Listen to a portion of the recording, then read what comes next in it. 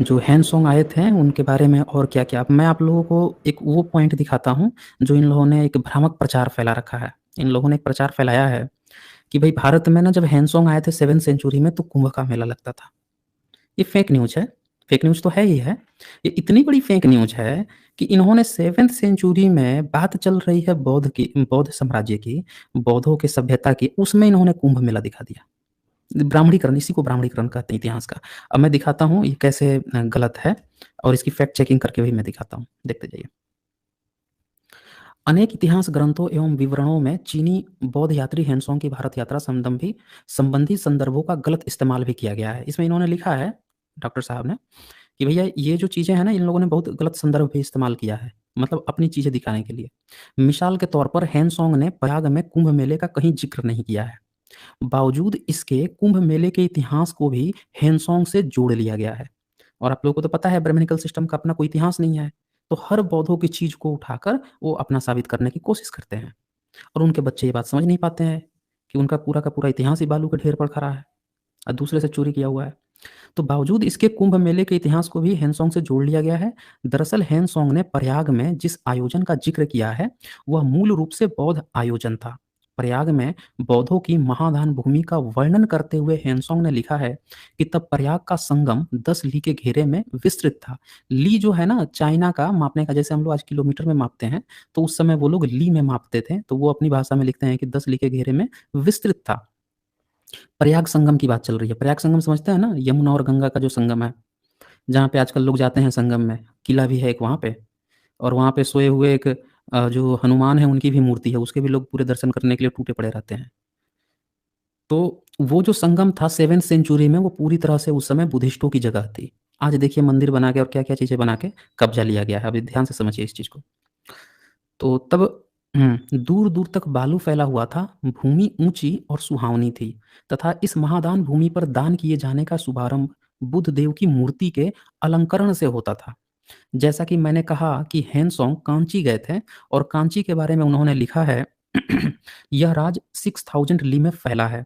राजधानी कांची है, जिसका क्षेत्रफल 30 ली है। अच्छा, ये इसमें आगे ये लिखते हैं, अनुवादक ठाकुर प्रसाद शर्मा ने बौद्ध भिक्खु का अनुवाद साधु कर लिया है। तो अब ये अनुवाद जो उन्होंने किया है ना, भिक्खु की जगह पे साधु अनुवाद कर लिया, और यहाँ 10,000 महायानी बौद्ध भिक्खु हैं। तो अनुवाद साधु करने से भ्रम की गुंजाइश बनती है। उसी का फ़ायदा उठा के इन लोगों ने बोल दिया कि साधु लिखा है, इसका मतलब कि हिंदू का साधु होगा।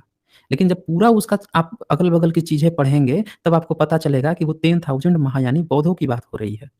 तो ये यहाँ पे इन्होंने डॉक्टर साहब ने फैक्ट चेकिंग करके भी दिखाया है। इसी पुस्तक के जो हैंसोंग की भारत यात्रा है उसके प्राकथन है, उसमें उन्होंने लिखा है। अब मैं किताब में से जो एक्चुअल नोट्स है उसमें से दिखाता हूँ कि वास्तव में प्रयाग में लिखा हुआ क्या है। हुँ। प्रयाग का उस समय नाम भी नहीं था। ये लोग इतना इनके बोलते हैं ना कि हमारे वेदों में, इसमें, उसमें कौन-कौन से धार्मिक किताबों में प्रयाग नाम आया है। तो ये लोग झूठ बोलते हैं, क्योंकि 7th सेंचुरी तक में भी ना प्रयाग नाम ही नहीं था। उस समय इसका नाम था पोलो इकिया। पोलो इकिया। तो पोलो इकिया जो है उसका ब्रैकेट में आप देख रहे होंगे कि प्रयाग नाम किया गया है। तो उस समय नाम जो है ना एग्ज़ैक्टली प्रयाग नहीं था, बाद में नाम पड़ा है इसका प्रयाग। अच्छा जी, अब ये देखिए, अब प्रयाग के बारे में क्या लिखा है उन्होंने एग्ज़ैक्टली हैंसोंग ने, वो आप पढ़िए, समझिए, तब आपको पता चल जाएगा कि कुंभ वाले मेले की जो बात है, वो कितनी जो है फेक न्यूज़ है। ये लिखते हैं, यह राज्य 5000 ली के घेरे में है और राजधानी जो 2 नदियों के बीच में बसी हुई है, वह लगभग 20 ली के घेरे में है। तो ये 2 नदी वही है, यमुना और गंगा। अच्छा, आगे ये लिखते हैं, अन्न की पैदावार जिस प्रकार अधिक होती है, उसी प्रकार फलों की भी बहुतायत है। प्रकृति गर्म और सहाय है तथा मनुष्यों का आचरण सभ्य और सुशील है। लोग विद्या से प्रेम तो बहुत करते हैं, परंतु धार्मिक सिद्धांतों पर दृढ़ नहीं हैं। ये देखिए इन्होंने लिखा है पॉइंट को कि विद्या से प्रेम तो करते हैं, परंतु धार्मिक सिद्धांतों पर दृढ़ नहीं है। तो यहाँ धार्मिक कहने का मतलब ये मत समझिए कि धार्मिक शब्द आ रहा है, इसका मतलब कि किसी ब्राह्मण धर्म की बात हो रही है। उस समय जो धार्मिक बात भी जो कही जाती थी, ये अनुवादक लोग इस तरह से अनुवाद करते हैं, इसका मतलब है बौद्ध मार्ग की ही बात हो रही है। अच्छा, यहाँ पे आगे देखिए क्या लिखते हैं, यहाँ पर 2 संघाराम हैं, जिनमें थोड़े से भिक्षु हीन यानी बौद्ध धर्म के निवास करते हैं। ध्यान दीजिएगा इस पॉइंट को। यहाँ पे 2 संघाराम हैं, जिसमें से थोड़े से भिक्खु ही यानी, ही नहीं लिखा हुआ है, एक्चुअल में ही यानी होता है। तो ये जो ही यानी जो थे ना उस समय तक, पहले सम्राट अशोक के समय में पहली दूसरी सदी तक जो ही यान था वो लोग ज़्यादा होते थे।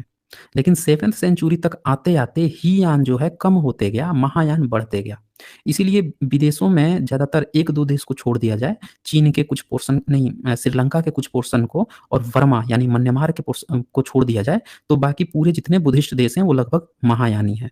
यही 2 जो है ना इनमें ही यानी पाए जाते हैं और बर्मा तो कंप्लीट ही यानी है। जो मूर्ति-वूर्ति नहीं बनवाता है बुद्ध की, महायानी लोग बनवाते हैं। तो ये देखिए उस समय वहाँ पे जो है ना ही यानी सिर्फ़ 2 ही संघाराम थे, ठीक है? तो अब क्या हो गया ये समझिए इस बात को, बोल दिया कि ही यानी, महायान का यहाँ पे नाम नहीं लिया इन्होंने।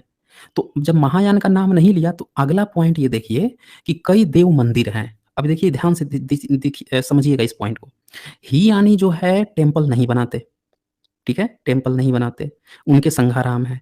दूसरा इन्होंने क्या सेंटेंस कहा, कई देव मंदिर है, यानी जो टेम्पल बनाते हैं वो अब महायानियों की बात हो रही है। अनुवादक ठाकुर प्रसाद शर्मा ने क्या लिख दिया, कई देव मंदिर है और बहुसंख्यक धर्म के विरोधी धर्मावलंबी हैं, रहते हैं। तो यहाँ से लोगों में ना गलतफ़हमी क्या फैल जाती है कि यार ये देव मंदिर आ गया ना तो हिंदुओं की बात चल रही है। अरे नहीं भाई साहब, यही तो आप लोगों ने गड़बड़ कर रखा है और हमारे समझने वालों ने भी गड़बड़ कर रखा है। यहाँ पे बात चल रही है हीयान महायान की। हीयानी जब बात आ गई यानी कि जो लोग देव मंदिर नहीं बनवाते, जो लोग बुद्ध की मूर्ति नहीं बनवाते, सिर्फ़ विपश्यना करते हैं, उनकी बात यहाँ पे लिखी है। और दूसरा जो अनुवादक हैं शर्मा जी हैं चूँकि, तो ये लोग इस तरह से अनुवाद भी करते हैं कि सामने वाले तो भ्रमित होगा ही होगा और ये अपने बच्चों के लिए पॉइंट्स भी छोड़ देते हैं। तो ये जो कई देव मंदिर की बात आ रही है, ये बुद्ध के देव मंदिर की बात आ रही है, महायानियों की, जिसमें बहुसंख्यक संघ के विरोधी धर्मावलंबी रहते हैं। तो ये विरोधी धर्मावलंबी की जो बात आ रही है, ये हीयान के विरोधी की बात आ रही है। ये पॉइंट ध्यान दीजिएगा। हीयान का विरोधी कौन है? तो ये हैं, याद कीजिए कौन है? ये महायानी है।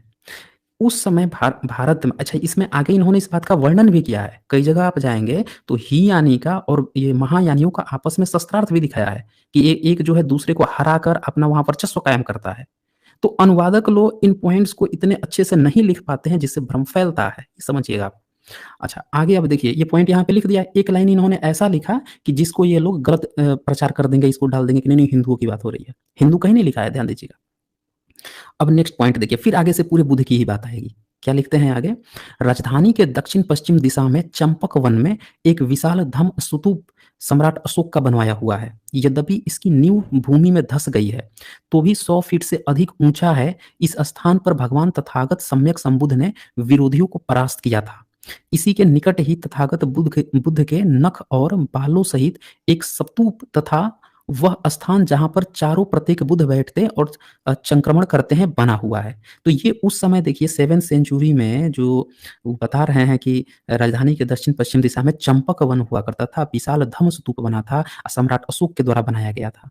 तो सम्राट अशोक के समय में भी वो जगह थी, सम्राट अशोक उस समय भी वहाँ पे चीज़ें बनवा रहे थे, इनका अपना कोई यहाँ पे नहीं था। सिर्फ़ इन सारे सेंटेंस के बीच में एक शब्द आया जो महायानियों के लिए आया, क्योंकि मंदिर वही बनाते थे, देव बुद्ध और बौद्ध भिक्षुओं को ही कहा गया है और 7th सेंचुरी है तो उस समय देव मंदिर बनवाए भी जाते थे, यानी बुद्ध के मंदिर भी बनवाए जाते थे। तो इसी चीज़ के अनुवाद को उठाकर ये लोग मिथ्या और गलत प्रचार करते हैं। ये चीज़ें आपको समझनी होगी। चलिए अब आगे मैं